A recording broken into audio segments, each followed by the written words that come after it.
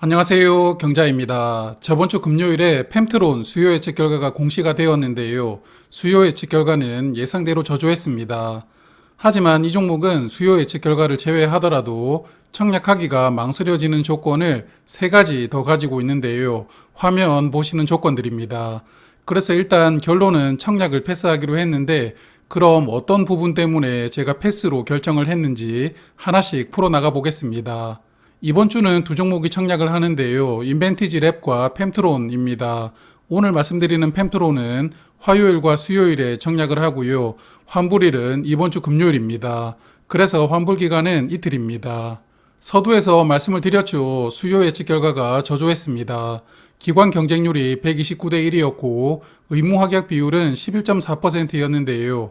그나마 의무 확약이 두 자릿대로 나왔다는 것에 의미를 둘 수가 있겠지만 기관 경쟁률이 낮았죠. 그래서 의미는 퇴색된다고 봅니다.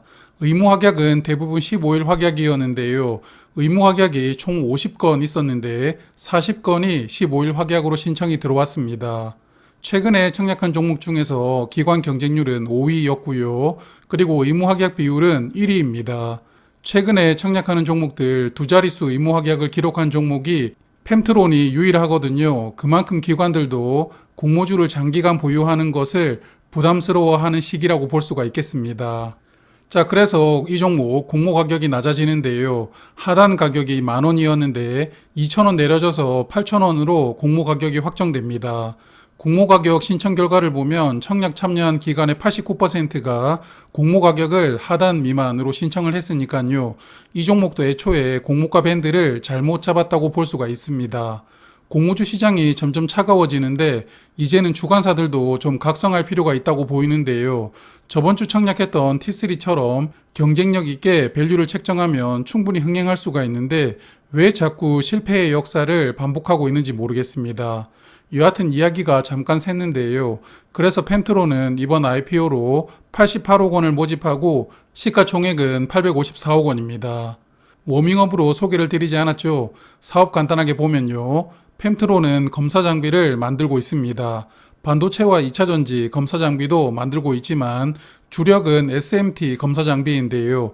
이 장비로 매출의 77%를 달성하고 있으니까 펜트론의 주력 분야라고 볼 수가 있겠습니다.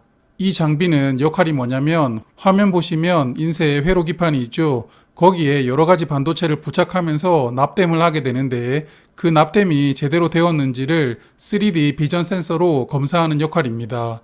화면 오른쪽처럼 보면서 납이 제대로 도포가 되어 있는지 확인하는 장비인데요. IR북을 보니까 여러 가지 전자제품의 검사 용도로 활용이 되고 있다고 합니다. 펜트론 실적을 보면 올해 상반기 매출액이 243억 원, 순이익은 18억 원이었습니다. 매출만 보면 올해는 전년 대비 약간 축소되는 것 아닐까 싶기도 한데요. 이익은 21년부터 본격적으로 나오고 있는데 이익률이 그렇게 높지가 않습니다. 올해 상반기 기준으로 순이익률이 7%이니까요. 펜트론 장비가 마진율이 아주 높은 장비는 아니라고 생각을 합니다. 그럼 이제는 밸류를 체크를 해볼 텐데요. 이 회사의 주력 장비인 SMT 검사 장비는 국내 기업 중에 고영이라는 기업이 강자입니다. 증권신고서를 보면 시장 점유율이 약 32%로 고영이라는 기업이 점유율 1위 기업이라고 보이던데요.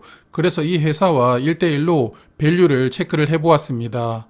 고영은 지난 금요일 기준으로 시가총액이 9,509억 원입니다. 최근 4분기 순이익은 433억 원이었는데요. 그래서 PER은 20이더라고요. 장비 종목인데 PER이 20을 넘고 있는 것을 보면 SMT라는 장비가 그래도 시장에서는 꽤나 밸류가 높게 평가를 받고 있다고 볼 수가 있겠습니다. 펜트론은 이번 공모가 기준으로 PER은 15.6이 되는데요. 이렇게 밸류로만 비교를 해보면 공모 가격이 좀 내려가면서 경쟁력은 있다고도 보이는데 여기서도 하나 우려스러운 게 있습니다. 조금 전에 보신 밸류는 최근 4분기 순이익으로 계산을 했는데요.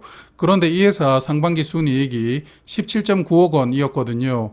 그래서 올해 순이익을 단순하게 상반기 곱하기 2, 즉 연환산을 해주면 35.8억 원이 됩니다. 그럼 PER이 23.9가 되는데요. 그리고 같은 방법으로 계산을 해보면 고영은 PER이 19가 됩니다. 자, 어떻습니까? 이렇게 계산을 해보니까 오히려 고용보다 펜트론 밸류가 더 높죠. 그래서 공모 가격이 낮아졌지만 밸류가 괜찮아졌습니다 라고 보기가 조금은 어렵지 않을까 생각이 듭니다. 자, 그럼 이제는 청약 정보를 체크를 해보겠습니다. 펜트론은 110만 주를 신주로 모집하고요. 일반 투자자에게는 27만 5천 주가 배정됩니다. 주관사는 하나증권인데요. 일반 청약 한도가 13,000주이더군요. 그리고 최소 청약 수량은 50주입니다. 아마도 하나증권이 이런 수요 예측 결과를 예상을 하고 균등 배정 수량을 높였던 것 아닌가 싶은데요.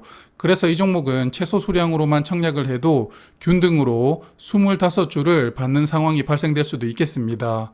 상장일에 수익을 준다면 축복이 되겠지만 손실을 준다면 내 생각과 다르게 손실 금액이 커져버리는 그런 상황이 생길 수도 있겠죠. 게다가 청약 수수료가 2,000원 또 덤으로 있죠. 균등 청약만 하기에도 부담이 느껴지는 조건이라고 생각을 합니다. 그리고 펜트론은 우리 사주조합에 5만 주를 배정을 했는데요. 직원 수로 나누어 보면 1인당 265주고 증거금이 약 400만 원 정도가 필요합니다. 큰 돈은 아니기 때문에 5만 주를 다 소화할 것 같기도 한데 수요 예측 결과가 저조해서 직원들이 어떤 생각을 할지 모르겠습니다. 그래서 우리 사주 미달 가능성이 반반이라고 생각을 합니다. 상장일에 유통되는 주식이 384만 주인데요. 유통 물량 비중이 36%로 많은 편입니다. 기존 주주 물량 비중은 27%이니까 이 종목은 공모주주보다는 기존 주주의 주식 수가 딱 3배가 많은 종목인데요. 제가 요즘에 이런 종목들 계속 기존 주주들이 해줘야 된다라고 말씀을 드리고 있죠. 그런데 이 종목은 그걸 기대하기도 쉽지 않겠더라고요. 이 부분이 제가 생각한 펜트론 청약 조건 중에 가장 우려가 되는 부분인데요. 말씀을 드려보죠. 일단 화면 보실래요? 화면은 발행된 주식수를 연도별로 기재를 한 것인데요. 잘 보시면 2017년에 약 699만 주였는데 2018년에는 954만 주로 주식수가 늘어납니다. 그리고 그 이후로는 주식수가 늘어나지 않고 증권신고서를 제출할 때까지 주식수는 954만 주로 유지가 됩니다. 자, 이게 뭘 의미하느냐면 이 회사는 2018년에 마지막으로 투자를 받았다고 볼 수가 있습니다. 자, 그리고 기존 주주 중에서 주관사인 하나증권이 이 회사 주식을 약 52만 주 보유하고 있는데요. 지분이 5% 정도로 적지 않습니다. 그런데 하나증권이 이 주식을 얼마에 취득을 했냐면 3,800원이거든요. 공모 가격이 8,000원이었죠. 그럼 하나증권은 공모 가격에서 주식을 팔면 수익이 2배가 넘게 나오는 겁니다. 그리고 제가 조금 전에 뭐라고 말씀을 드렸죠? 2018년에 마지막으로 투자를 받았다고 말씀을 드렸죠. 그럼 하나증권은 이 회사에 마지막으로 투자를 했던 주주 중에 하나라고 볼 수가 있고 마지막 투자자의 취득 가격이 3,800원이다. 그럼 이 회사의 기존 주주들은 장외에서 주식을 매수를 하지 않았다면 취득한 가격이 대부분 3,800원 아래라고 볼 수가 있겠습니다. 그리고 또 하나 체크를 해볼 게 있는데요. 상장일에 유통되는 주주를 잘 보면 서울산업진흥재단 외에 303인이라고 나와 있습니다. 이들은 소액주주라고 볼 수가 있는데요. 이렇게 300명의 소액주주가 보유한 주식수가 160만 주입니다. 상장일 유통물량 중에 15%를 차지하는데요. 자, 그럼 한번 생각을 해보죠. 이들은 이 종목을 취득한 가격이 3,800원이거나 아니면 그것보다 낮을 겁니다. 그리고 상장하는 날 아침이 되었는데요. 여기서 각자가 가지고 있는 주식을 시초가부터 팔아버리고 싶을까요? 아니면 회사가 더 성장할 수 있다고 생각을 하면서 계속 홀딩을 할까요? 사람들마다 생각이 다 틀리기 때문에 정답이 없습니다만 만약 제가 이런 입장이라면 저는 아마도 시초가부터 파는 선택을 할 것 같습니다. 그래서 지극히 저의 관점으로 바라보면 상장일 유통물량 중 소액 주주들이 대거 포함이 되어 있고 또한 그들의 취득 가격이 공모 가격보다 굉장히 낮다라는 점은 제가 이 종목을 패스하는 가장 큰 이유가 되었습니다. 저는 주식이 결국 밸류를 찾아간다고 믿고 투자를 하고 있습니다만 단기로 보면 수급 앞에는 장사가 없습니다. 그래서 이런 상황이 상장일 수급을 충분하게 망가뜨릴 확률이 있을 것으로 판단을 해보았습니다. 자, 그럼 이제 마지막인데요. 투자를 하고 계시는 분들 아시겠지만 지금 한국 시장은 대형주 중심으로 수급이 몰리고 있습니다. 외국인들이 철저하게 대형주만 매수를 하고 있는데요. 그러다 보니까 코스닥 소형주들과 대형주들의 주가는 디커플링이 되고 있는 상황입니다. 쉽게 말씀을 드리면 종합지수가 2200에서 2400까지 올라왔는데 왜 내 주식은 오른 게 별로 없지? 이런 생각이 드는 상황입니다. 그런 환경이 공모주 시장도 영향을 주고 있는데요. 11월에 상장한 종목 중에 기관 경쟁률이 1000대 1을 넘어갔던 유로메카는 그래도 괜찮았지만 수요 예측 결과가 어중간하게 나왔던 세 종목 확연하게 수급이 약해졌습니다. 세 종목 모두 손실을 주었는데요. 그래서 당장 월요일에 상장하는 윤성 FNC가 이런 흐름을 깰 수도 있겠지만 사실 그 가능성이 크지 않을 것으로 보고 있습니다. 그러므로 이런 흐름이 좀 바뀌는 게 확인될 때까지는 공모주 투자는 수요 예측 결과를 중심으로 보수적으로 접근할 필요가 있지 않나 생각을 합니다.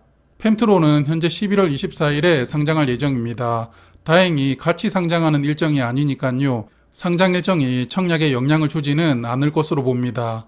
오늘은 평소보다 제가 하고 있던 생각을 좀 많이 담아서 말씀을 드렸는데요. 그럼 저는 내일 아침에 윤성 FNC 호가창 라이브로 또 뵙도록 하겠습니다. 그럼 오늘은 여기에서 인사를 드리겠습니다. 고맙습니다.